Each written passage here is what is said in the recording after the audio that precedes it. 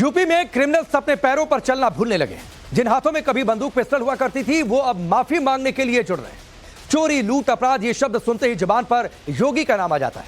पहले बड़े बड़े माफिया योगी से खैर मांगते थे, अब छोटे मोटे अपराधी भी अपनी जान बचाते नजर आ रहे हैं। डर इतना ज्यादा है कि यूपी के रहने वाले तो छोड़िए, बाहर से आकर उत्तर प्रदेश में क्राइम की सोचने वाले भी योगी की पुलिस के आगे कांप रहे हैं। बाबा की सिंघम का यही तरीका अब बिहार में भी अपनाया जा रहा है। महाराष्ट्र में भी योगी स्टाइल में अपराधियों पर एक्शन लेने की बात हो रही है। किस तरह योगी का फाइनल राउंड खौफ बनकर टूट रहा है, इस रिपोर्ट को देखिए।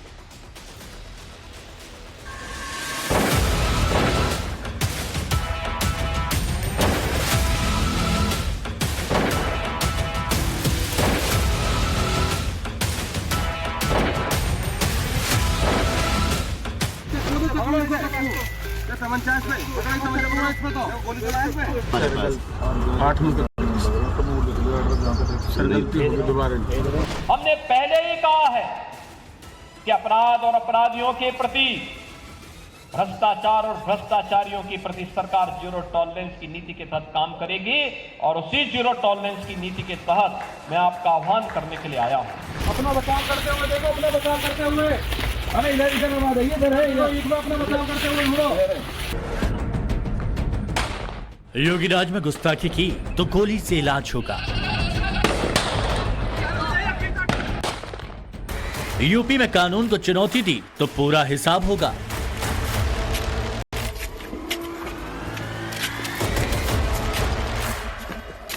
मुजफ्फरनगर, मैनपुरी, मेरठ, बलिया, एटा, नोएडा, शहर कोई भी हो, योगी का प्लान बहुत तगड़ा है, जिसका आधार ऑपरेशन लंगड़ा है। इतनी बड़ी कार्रवाई कर देंगे कि वो एक नजीर बन जाएगी। कभी नहीं होंगे सर, नोएडा सर, आज के बाद कभी नहीं होंगे सर, कभी नहीं होंगे सर, आज के बाद। मुझे माफ करा दो, यूपी पुलिस से बचा दो। योगी जी, मैंने जो अपराध करा है मुख्तार, उसका सुनील पाल वाला, उसको मुझे बचा दो। मैं पुलिस में सरेंडर पेश हो जाऊँ। योगी जी, मुझे माफ करा दो, यूपी पुलिस से बचा दो। अब मैं सर गलती हो गई, बहुत बड़ी गलती हो गई सर मुझसे। ये जितने भी टांग पर गोली वाले इनकाउंटर हैं, ये सब फर्जी इनकाउंटर हैं। ये तो सारे के सारे हम सैटेलाइट के माध्यम से ऐसी व्यवस्था करेंगे कि 1 इंच लैंड भी किसी गरीब की मारी नहीं जाएगी। इस तस्वीर की यूपी में बहुत ज्यादा चर्चा है। वजह है अपराधी की भारी मिस्टेक। 25,000 के नामी बदमाश आशीष उर्फ बिट्टा ने प्रधान पर ही दबंगई दिखाई और कैमरे के सामने ताबड़तोड़ गोलियां चलाई। इसके बाद वही तस्वीर आई जिसकी चेतावनी योगी बार बार देते हैं। पुलिस ने आरोपी आशीष को मुठभेड़ के दौरान गिरफ्तार किया। आरोपी बिट्टा पर 10 आपराधिक मुकदमे पहले से चल रहे थे। उसने गांव के प्रधान समेत 3 पर गोली चलाई थी। जांच के मुताबिक प्रधान परिवार आरोपी का गांव में वोट बनने का विरोध कर रहा था और ये बिट्टा को बर्दाश्त नहीं हुआ। उसने वोट का बदला बंदूक से लेने की कोशिश की। इनमें वर्चस्व की लड़ाई थी और कारण ये था कि आशीष और बिट्टा ने कंचनपुर में अपना वोटर में नाम डलवा दिया, जिसका विरोध था, जिसके संदर्भ में इनमें वाद विवाद होता रहता था जी। और जिसकी वजह से कल ये घटना हुई और इसको जिला बदर घोषित कर दिया गया था। अपराध छोटा हो या बड़ा, अपराधी किसी भी जाति या धर्म से ताल्लुक रखता हो, योगी की डिक्शनरी में अपराधियों का जवाब है एनकाउंटर। मेरठ से शाहिद, चंदौली से सुभाष, मुजफ्फरनगर से जावेद, एटा से भूरा और आसिफ, ये वो लिस्ट है जो होली के बाद अलग अलग मामलों में पकड़े गए। पुलिस के सामने गुनाह कबूल कर रहे हैं और कैमरे पर बकायदा अपनी गलतियों का पुलिंदा सुना रहे हैं। योगी के डर का खौफ ऐसा कि गुनहगारों से गुस्ताखी न करने की अपील हो रही है। क्या नाम है? जावेद सर। पिताजी का नाम? खुशनूर। खुशनूर, कहाँ रहते हो? नंगला साधु सर। ये ट्रैक्टर किसने चुराया था? सर गुलजार मामा और मैं दोनों सर। गुलजार कहाँ गया? सर फरार हो गया। भाग गया? जी सर। दोबारा करोगे ये सब?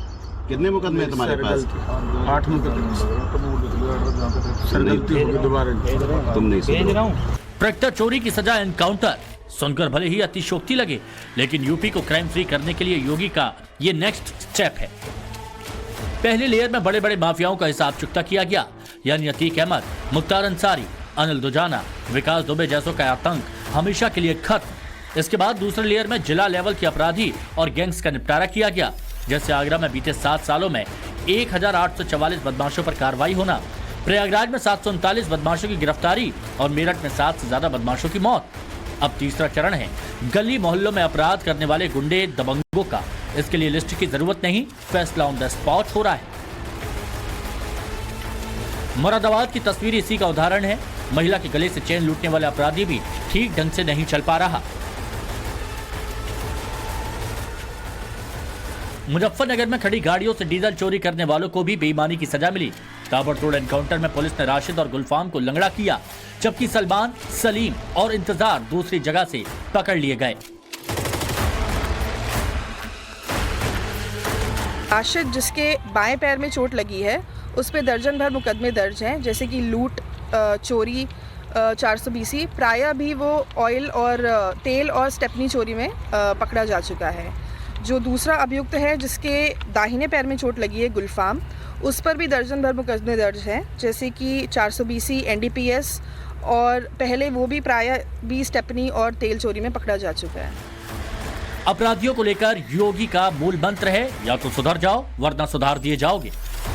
इसके लिए एनकाउंटर से लेकर बुलडोजर और तख्ती से लेकर व्हील चेयर का बखूबी इस्तेमाल किया है।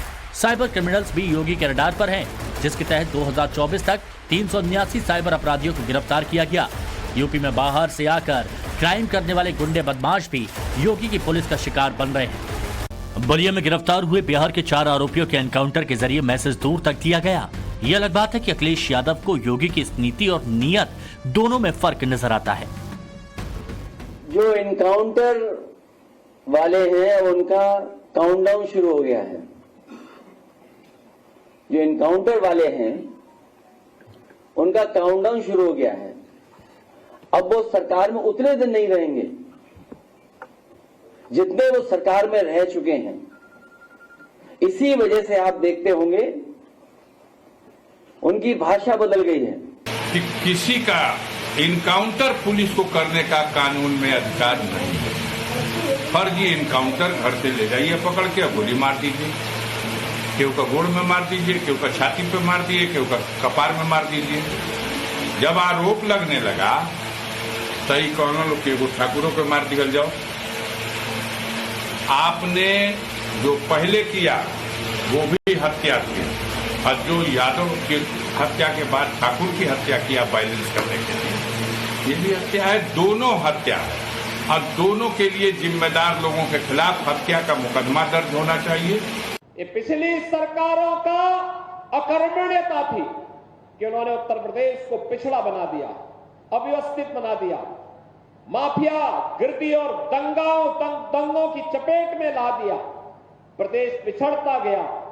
लेकिन जब प्रधानमंत्री मोदी जी के नेतृत्व और मार्गदर्शन में प्रदेश ने अंगड़ाई ली, जनता जनार्दन ने भारतीय जनता पार्टी पर विश्वास किया, परिणाम आपके सामने है।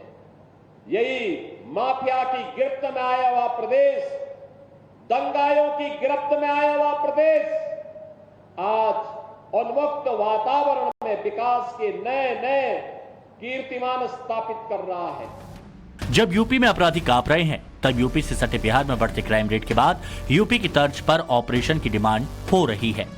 क्या माफिया दबंगों से निपटने के लिए योगी मॉडल वाला एनकाउंटर लागू किया जाए, इसी की चर्चा है।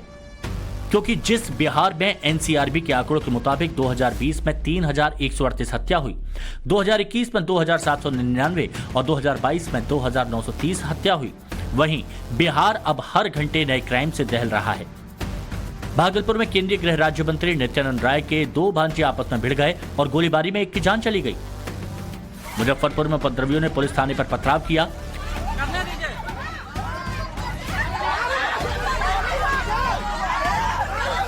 अपराधी को पकड़ने गए एएसआई की मुंगेर की भीड़ में लिंचिंग कर दी और मौत हो गई। ऑफिस ज्वेलरी शोरूम में दिन दहाड़े करोड़ों की लूट को अंजाम दिया गया। मोबाइल फोन छीनने से लेकर रुपयों की चोरी तक नया चैलेंज नीतीश सरकार के सामने है। हालांकि बचाव में दावा किया जा रहा है कि एनकाउंटर की गोलियां यहां भी सुनाई देंगी, फिर चाहे मॉडल कोई भी हो। अररिया की पुलिस ने इस तरफ कदम बढ़ा भी दिए। ज्वेलरी शोरूम के लूटकांड में शामिल बदमाश चुनमुन झा को बिहार एसटीएफ ने मौत की घाट उतार दिया। हालांकि इस गोलीबारी में एसटीएफ के 3 जवान घायल हो गए। माननीय Tejashwi Yadav ji political cyber fraud हैं। मैं पूरी जिम्मेवारी से कह रहा हूं। एनसीआरबी ने जब 2022 का डेटा 2023 में जारी कर दिया तो 2025 के मार्च में आप कैसे कर रहे हैं? कहाँ है 2023 का डेटा? कहाँ है 2024 का डेटा? किस डेटा के आधार पर आपने बोल दिया एनसीआरबी का? तो आप आउटसोर्सिंग करते हैं तो कृपा करके बता दीजिए, हमारे राज्य में अगर अपराध हुआ है तो अपराध को कोई पोषित नहीं किया है, उस पर मुकम्मल कानूनी कार्रवाई किया है। विपक्ष द्वारा प्रायोजित घटना सब हो रहा है बिहार में, और अपराधी कोई भी हो अपराध करेगा तो आप बिहार में हाफ इनकाउंटर भी शुरू हो गया है, फुल इनकाउंटर भी करना पड़ेगा। तो पुलिस और प्रशासन को पूरी छूट है। अब सत्ता के संरक्षण में या एक अन्य मार्ग के मार्गदर्शन में कोई क्राइम नहीं हो रहा है। माननीय मुख्यमंत्री अचेत अवस्था में है। प्रतिदिन 200 हत्याएं हो रही हैं बिहार में। लगातार जो है ज्वेलरी शोरूम की लूट हो रही है, अपहरण हो रहा है, रेप हो रहे हैं। मुख्यमंत्री जैसे गृह जिला में महिलाओं पर अपराध बढ़ता जा रहा है। चोरी डकैती ये तो मामूली बात हो गई है। याद कीजिए, महाराष्ट्र के बदलापुर में 2 छोटी बच्चियों का शोषण करने वाले अक्षय शिंदे का एनकाउंटर हुआ था। तब योगी के मॉडल को ऐसे अपराधियों से निपटने के लिए आइडियल माना गया था। खुद योगी आदित्यनाथ गुंडे अतताइयों पर लगाम लगाने के लिए इसी के पक्षधर है। कानून का इकबाल बना रहे, इसके लिए योगी एक और तरीका अपना रहे हैं। इस बार अपराधियों की तरह ही भ्रष्टाचारियों की लिस्ट तैयार होगी। इनके साथ बर्ताव कैसा होगा ये भी योगी डिसाइड करेंगे। अगर कहीं पर कोई बेईमानी करता है, आप उसकी एक कंप्लेंट केवल मुझे कर दीजिए। भ्रष्टाचार जो घुन की तरह व्यवस्था को खोखला कर रहा है, इस पर बड़े प्रहार की तैयारी के साथ सरकार कार्य करने जा रही है। हमने पहले ही कहा है कि अपराध और अपराधियों के प्रति, भ्रष्टाचार और भ्रष्टाचारियों के प्रति सरकार जीरो टॉलरेंस की नीति के तहत काम करेगी, और उसी जीरो टॉलरेंस की नीति के तहत मैं आपका आह्वान करने के लिए आया हूं। यूपी में योगी राज में 222 दुर्दांत अपराधियों को ढेर किया जा चुका है। 8000 से ज्यादा एनकाउंटर में घायल हो चुके हैं। मगर जिस तरह ऑपरेशन लंगड़ा तेजी से विस्तार पा रहा है, वो बताता है ये गिनती यहां नहीं रुकेगी। जहां से बंदूक की आवाज सुनाई देगी, वहां अपराधी की बोलती बंद की जाएगी। जिस किसी ने योगी के सिद्धांतों को चुनौती दी, उसे एनकाउंटर वाला पाठ पढ़ाया जाएगा। Bureau report, times now Bharat.